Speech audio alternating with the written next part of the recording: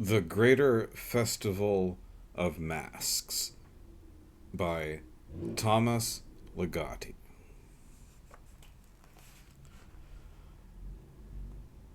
There are only a few houses in the part of town where Nos begins his excursion. Nonetheless, they are spaced in such a way that suggests there had once been a greater number of them that filled out the landscape, like a garden that seems sparse merely because certain growths have withered and others have not yet been planted to replace them. It even occurs to Nos that these hypothetical houses, counterfactual at present, may at some point change places with those which now exist, in order to bestow on the visible a well earned repose within nullity. For by then they will have served their purpose as features that gave the town an identity, and now is just the season for so many things to pass into emptiness and make way for other entities and modes of being. Such are the declining days of the festival, when the old and the new, the real and the imaginary, truth and deception all join in the masquerade. But even at this stage of the festival, some have yet to take a large enough interest in tradition to visit one of the shops of costumes and masks. Until recently, Nas was among this group. Finally, though, he has decided to visit an establishment whose shelves spill over with costumes and masks, even at this late stage of the festival. In the course of his little journey, Nas keeps watch as buildings become more numerous, enough to make a street, many narrow streets, a town. He also observes manifold indications of the festival season. These are sometimes baffling, sometimes blatant in nature. For instance, not a few doors have been left ajar, even throughout the night, as if to challenge callers or intruders to discover what waits within. And dim lights are left to burn in empty rooms, or rooms that appear empty if one does not approach their windows with an incautious curiosity and look inside. Less dire are those piles of filthy rags deposited in the middle of certain streets, shredded rags that are easily disturbed by the wind and twist gaily about. At every turn, it seems, Nas comes upon some gesture of festive abandonment. A hat, all style mangled out of it, has been jammed into the space where a board is missing in a high fence. A poster stuck to a crumbling wall has been diagonally torn in half, leaving a scrap of face fluttering at its edges. And into strange pathways of caprice revelers will go, but to have shorn themselves just anywhere, to have littered the shadows of doorways and alleys with wiry clippings and tumbling fluff. Reliquiae of the hatless, the faceless, the impetuously groomed. As Nas walks on, he takes only a desultory interest in the sportive occasion he is witnessing for the first time since he settled in this place. But he becomes more interested as he approaches the center of town, where the houses, the shops, the fences, the walls are much more close. There seems barely enough space for a few stars to squeeze their bristling light between the roofs and towers above, and the outsized moon, not a familiar face in this neighborhood, must suffer to be seen only as a fuzzy, anonymous glow mirrored in silvery windows. The streets are more tightly strung here, and a single one may have several names compressed into it from end to end. Some of the names may be credited less to deliberate planning, or even the quirks of local history, than to an apparent need for the superfluous. Perhaps a similar need may explain why the buildings in this district exhibit so many pointless embellishments. Doors which are elaborately decorated yet will not budge in their frames, massive shutters covering blank walls behind them, enticing balconies, well railed and promising in their views, but without any means of entrance, stairways that enter dark niches, and a dead end. These structural adornments are mysterious indulgences in an area so pressed for room that even shadows must be shared. And so must other things. Backyards, for example, where a few fires still burn, the last of the festival pyres, for in this part of town the season is still at its peak, or at least the signs of its termination have yet to appear. Perhaps celebrants hereabouts are still nudging each other provocatively, still engaging in preposterous escapades they would not ordinarily dare to imagine, and, in general, indulging themselves as if there were no tomorrow. Here the festival is not dead, for the delirium of this celebration does not radiate out from the center of things, but seeps inward from remote margins. Thus, the festival may have begun in an isolated hovel at the edge of town, if not in some forlorn residence in the woods beyond. In any case, its agitations have now reached the heart of this dim region, where Nas is about to visit one of the many shops of costumes and masks. A steep stairway leads him to a shrunken platform of a porch, and a thin door puts him inside the shop, whose shelves indeed spill over with costumes and masks. To Nas, these shelves also seem reticent in a way hard to pinpoint, stuffed into silence by wardrobes and faces of dreams. Warily, he pulls at a mask that is overhanging a high shelf. A heap of them fall down on his head. Backing away from the avalanche of false faces, he looks at the sardonically grinning one in his hand. "Brilliant choice," says the shopkeeper, who steps out from behind a counter at the back of the shop. "Put it on and let's see. Yes, my gracious, this is excellent. You see how your entire face is well covered from the hairline to just beneath the chin, and no farther. And at the sides it clings snugly. It doesn't pinch, am I right?" The mask nods in agreement. "Good, that's how it should be. Your ears are unobstructed. You're very nice ones, by the way. In case someone calls out to you while your face is concealed by the mask, it is comfortable, yet secure enough to stay put and not fall off in the heat of activity. You'll see after a while. You won't even know you're wearing it. The holes for the eyes, nostrils, and mouth are perfectly placed for your features. No natural function is inhibited. That is a must. And it looks so good on you, especially up close. Though, I'm sure also at a distance. Go stand over there in the moonlight. Yes, it was made for you. What do you say?" "I'm sorry, what?" Nos walks back toward the shopkeeper and removes the mask. "I said all right. I suppose I'll take this one." "Fine. As if there were any question about it. Now let me show you some of the other ones, just a few steps this way."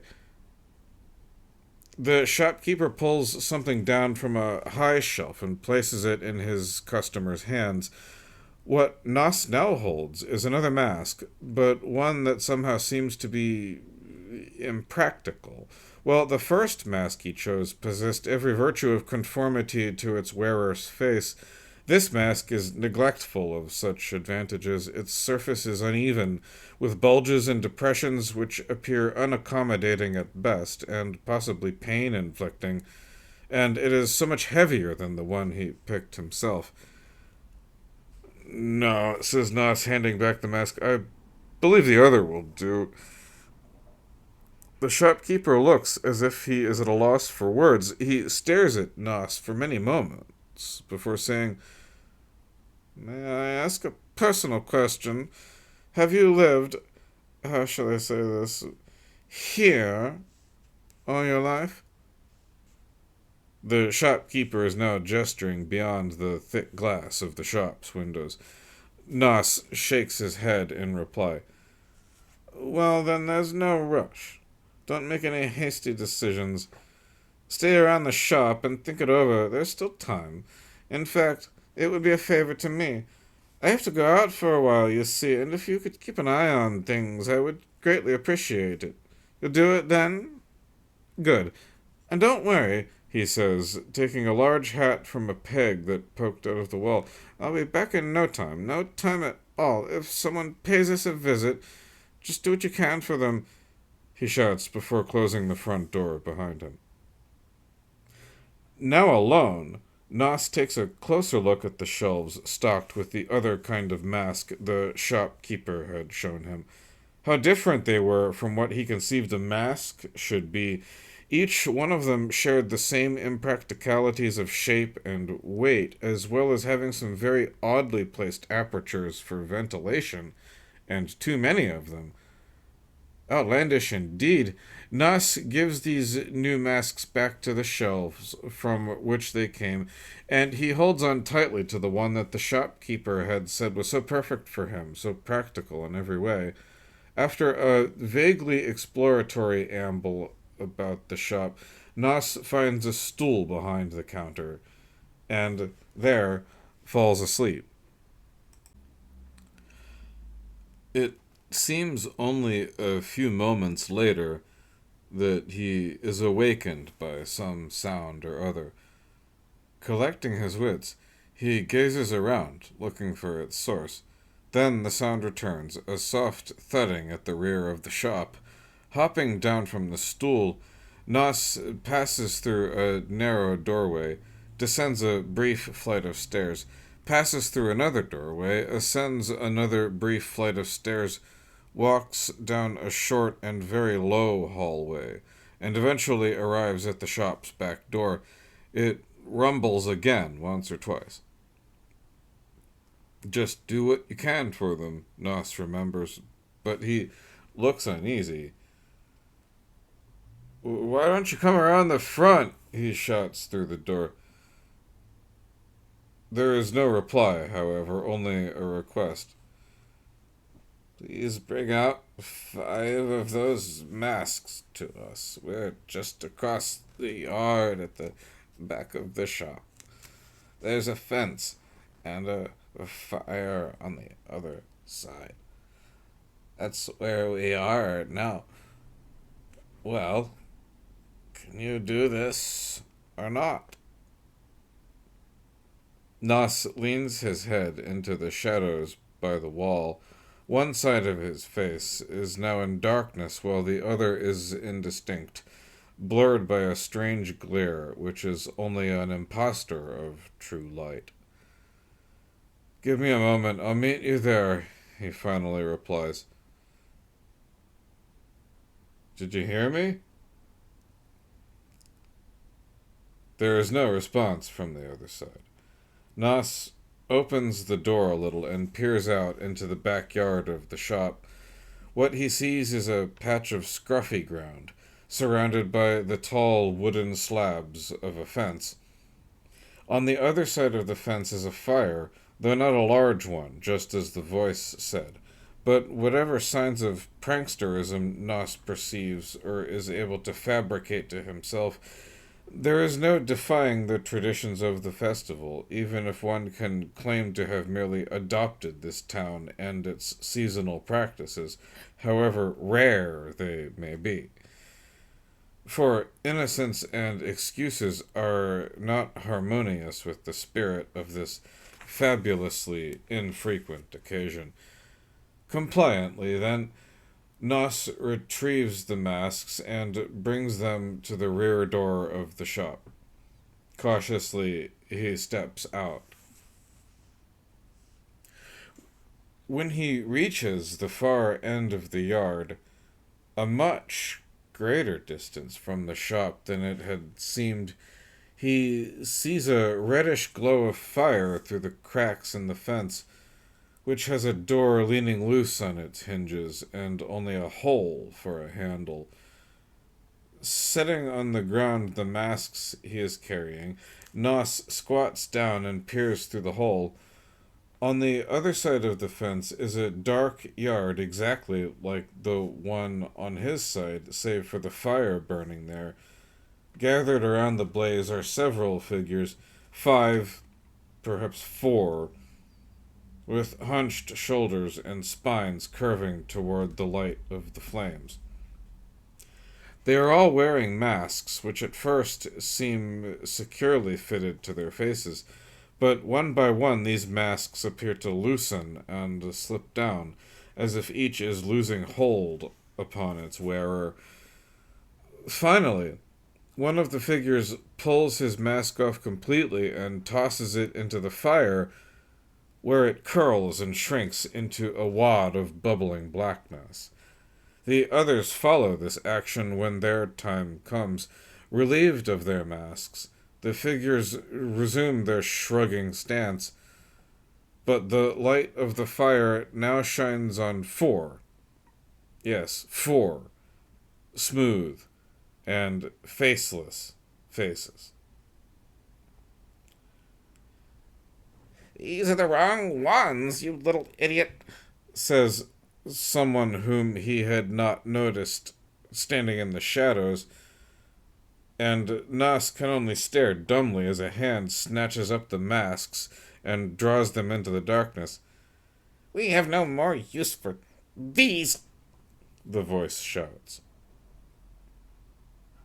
Nas runs in retreat toward the shop, the 5 masks striking his narrow back and falling face up on the ground, for he has gained a glimpse of the speaker in the shadows and now understands why those masks are no good to them now. Once inside the shop, Nos leans upon the counter to catch his breath. Then he looks up and sees that the shopkeeper has returned. "There were some masks I brought out to the fence. They were the wrong ones," he says to the shopkeeper. "No trouble at all," the other replies. "I'll see that the right ones are delivered. Don't worry, there's still time. And how about you, then?" "Me? And the masks, I mean." "Oh, I'm sorry to have bothered you in the first place. It's not at all what I thought. That is, maybe I should just—" "Nonsense! You can't leave now. Give me your trust, and I'll take care of everything. I want you to go to a place where they know how to handle cases like this. You're not the only one who was a little frightened tonight. It's right around the corner. No, that way, and across the street. It's a tall gray building, but it hasn't been there very long, so watch you don't miss it. And you have to go down some stairs around the side. Now, will you please follow my advice?" Nos nods obediently. "Good. You won't be sorry. Now go straight there. Don't stop for anyone or anything. And here, don't forget these," the shopkeeper reminds Nos, handing him a pair of masks that are not a match. "Good luck." Though there doesn't seem to be anyone or anything to stop for, Nos does stop once or twice and dead in his tracks, as if someone behind him has just called his name. Then he thoughtfully caresses his chin and smooth cheeks. He also touches other parts of his face frantically before proceeding toward the tall gray building. By the time he reaches the stairway at the side, he cannot keep his hands off himself.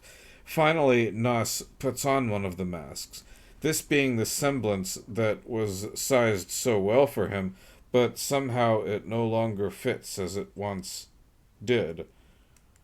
It keeps slipping as he descends the stairs, which look worn down by countless footsteps, bowed in the middle by the tonnage of time.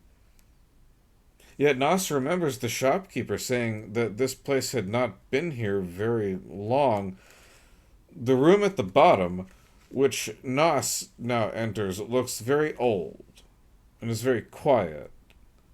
At this late stage of the festival, it is crowded with occupants who do nothing but sit silently in the shadows, with a face here and there reflecting the dull light. These faces are horribly simple, falling far short of countenances exhibiting familiar articulations, but gradually they are assuming features, though not those they once had. And the developments in progress, if the ear listens closely, are not entirely silent. Perhaps this is how a garden might sound if it could be heard growing in the dead of night. But here, on this night, the only sound is the soft creaking of new faces breaking through old flesh. And they are sprouting very nicely. With a torpid solemnity, Nos now removes the mask he is wearing and tosses it away. It falls to the floor and lies there, sardonically grinning, fixed in an expression that, in days to come, many will find strange and wonder at. For the old festival has ended, so that a greater festival may begin. And of the old time nothing will be said, because nothing will be known.